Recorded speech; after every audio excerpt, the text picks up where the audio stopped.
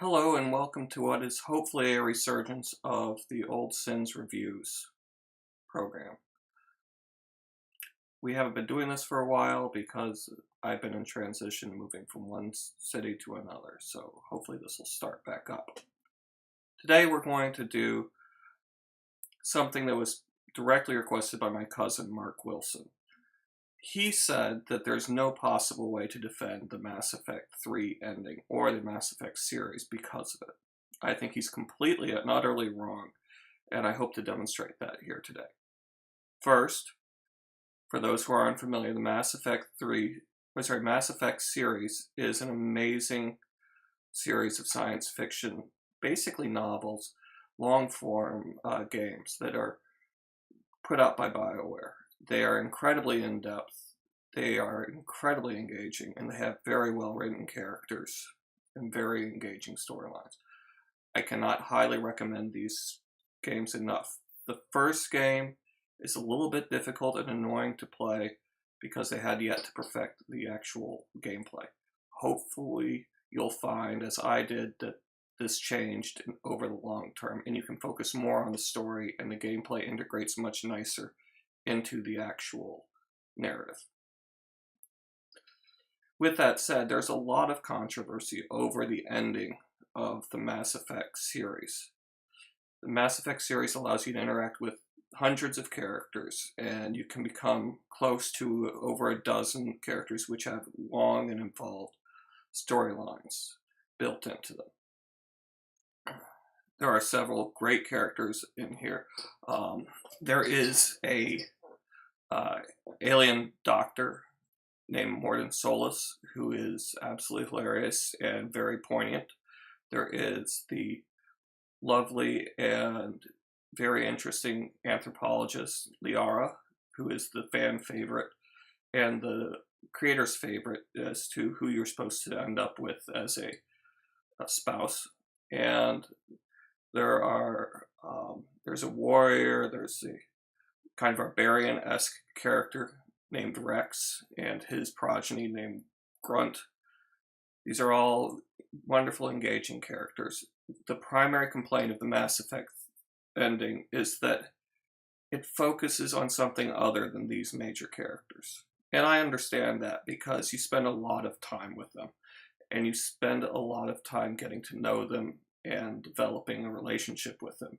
Because it is so well written, not having these characters involved intimately in the finale is a problem, and I acknowledge that. The other problem I would like to acknowledge with the finale is that it is basically a PowerPoint.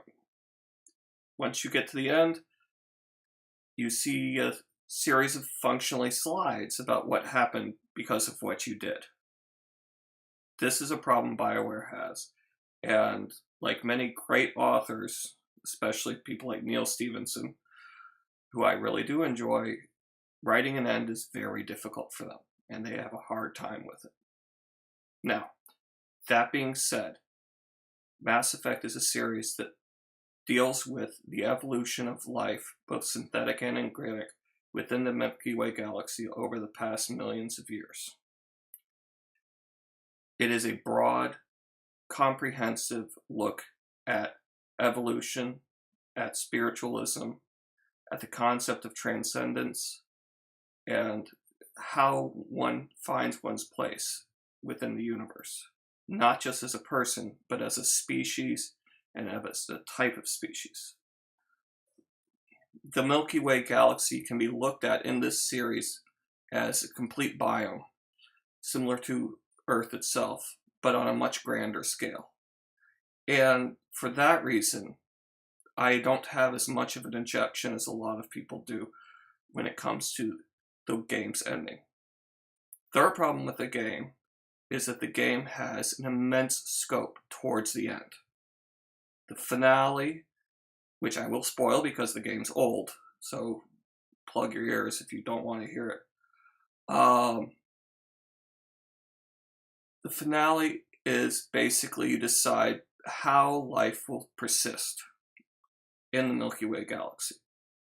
That's a big topic. Whether or not you end up with Liara, which you should, And whether or not you have little blue babies, which you'll understand if you play the game, which, to my mind, should be the character who's the lead in the Mass Effect Andromeda, which releases tomorrow, which is why I'm doing this tonight, but it's not. I would love to see a series based on the progeny of Liara and Shepard. But that's not important, because the issue at hand is, are you going to live in harmony between organic life and synthetic life? Are you going to persist in a cycle of harvesting, planting, regrowing, harvesting of organic life so it doesn't destroy the fundamental structure of the ecology of the entire galaxy? Or are you going to dominate the synthetic life and use it as tools to spread organic life throughout the universe? That's a big issue. I mean, there's no real way that you can put this in a human context. Shepard, the protagonist, pretty much has to die because Shepard, the protagonist, has to transcend in order to make this decision. This is foreshadowed from the very, very beginning in the very first mission in Mass Effect 1 when you encounter a alien beacon, they call it, although it's more of a method of transmitting information and overriding your mind. So, from this very first moment, you start down the path of transcendence. The question is, will the rest of the galaxy follow you in this path? And you get to make the decision at the very end how life will change from, or not change, from that point on in the entire galaxy. To rip off Casablanca, the life of two people don't amount to a hill of beans in a galaxy situation like this. This is beyond a war for existence. It's a war, and it's a conflict which drives the entire series for the very nature of what constitutes intelligent life and even pre-intelligent life. Fundamentally, it's, do these people transcend? Do these people go to the next step of evolution? Or do they revert in one way or another to the same cycle that they've had before?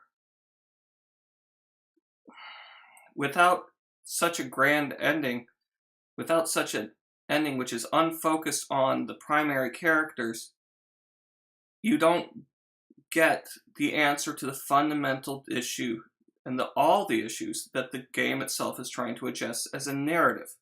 Yes, this is problematic as a game because you've spent probably 150 hours minimum in this universe. Yes, this is problematic for a game because you identify with Shepard, the protagonist. Hopefully you're playing as the female Shepard, which everybody knows is superior, and I don't think there's any real debate on that. And hopefully you have identified with the characters enough where you care about them. And yes, that is a problem as a game. But if you are reading a massive epic, say, Tolkien, or Brandon Sanderson's wonderful Metallurgy series, or any number of, or Dune, or the Princes of Amber, or so on, what matters to the individual characters is so much less important than the narrative and what is trying to be expressed that it is irrelevant. And that's pretty much what I have to say about that. On the whole, if you have a chance to play the Mass Effect series and you have not yet, do so if you can. Be aware that this is a time commitment equivalent to reading all of Discworld, which is a great series, by the way, and you should totally read that, by Terry Pratchett, which is 40-odd books. That's about how long this takes to do. So, it's worth it, though. It's really worth it. Think of it as twice as long as Harry Potter. So, I hope you've enjoyed this, and I hope I can do more of these. And I hope my cousin stops telling me I'm too much of a coward to defend myself on the internet. So, here we go. Thank you for watching. Good day.